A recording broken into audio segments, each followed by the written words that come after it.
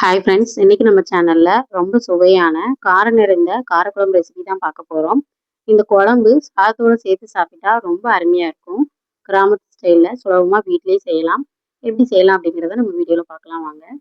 முதல்ல ஒரு கடாயில் நம்ம மசாலா எடுத்து வறுத்து எடுத்து வச்சுக்கலாம். அதுக்கு என்னெல்லாம் தேவை அப்படின்னா, கொஞ்சமாக எண்ணெய் விட்டு பெருஞ்சீரகம், மிளகு, ஒரு ஸ்பூன் கொத்தமல்லி, ஒரு 6 வத்தல் எடுத்து நீங்கள் நல்லா வறுத்து எடுத்து மிக்ஸி ஜாரில் போட்டு அரைச்சி எடுத்து வச்சுக்கோங்க.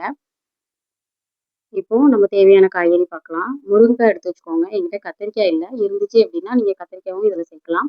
ஒரு 6 பல் பூண்டு, கொஞ்சம் ஒரு கைப்பிடி சின்ன வெங்காயம் எடுத்து வச்சுக்கோங்க. கொஞ்சமாக புளி கரைசல் எடுத்து வச்சுக்கோங்க. ஒரு கடாயில் கொஞ்சமாக எண்ணெய் விட்டு ஒரு 2 ஸ்பூன் எண்ணெய் விட்டுக்கோங்க. எண்ணெய் விட்டு கடுகு உளுந்த பருப்பு போட்டு நல்லா பொரிய வச்சுக்கோங்க. இது கூட ஒரு ஸ்பூன் வெந்தயம் சேர்த்துக்கோங்க. ரெண்டுமே நல்லா பொரியிற அளவுக்கு எண்ணெயில் போட்டு பொரிய வச்சுக்கோங்க.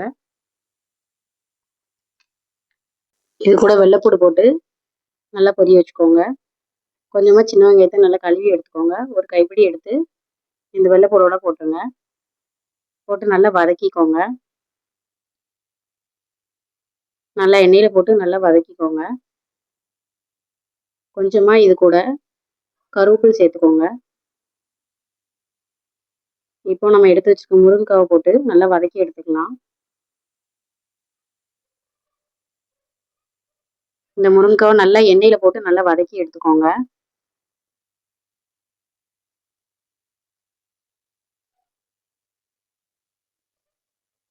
நான் வதக்குற மாதிரியே வதக்கி எடுத்துக்கோங்க.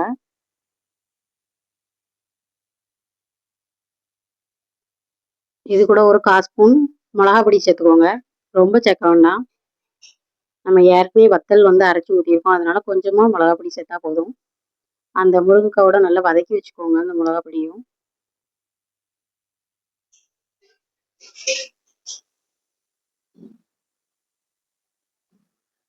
இப்போ நம்ம எடுத்து வச்சுக்க புளி கரைசல் இதில் கொஞ்சம் விட்டுக்கலாம்.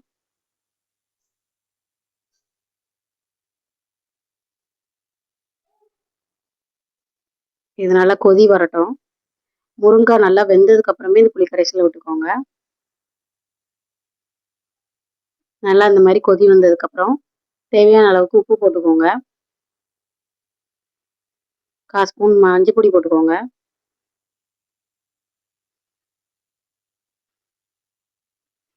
நல்லா வதக்கி விட்டுட்டு இப்போ நம்ம அரைச்சி வச்சிருந்த அந்த மசாலாவை இதோட சேர்த்துக்கலாம்.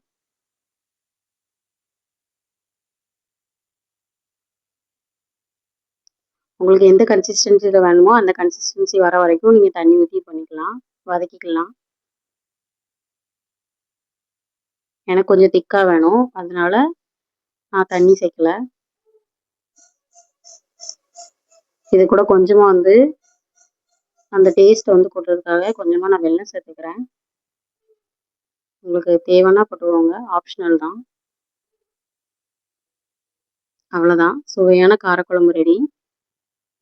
நீங்களும் இந்த ரெசிபி ட்ரை பண்ணி எப்படி இருக்குன்னு கமெண்ட்ல சொல்லுங்கள். வீடியோ பிடிச்சிருந்தா லைக் பண்ணுங்கள்.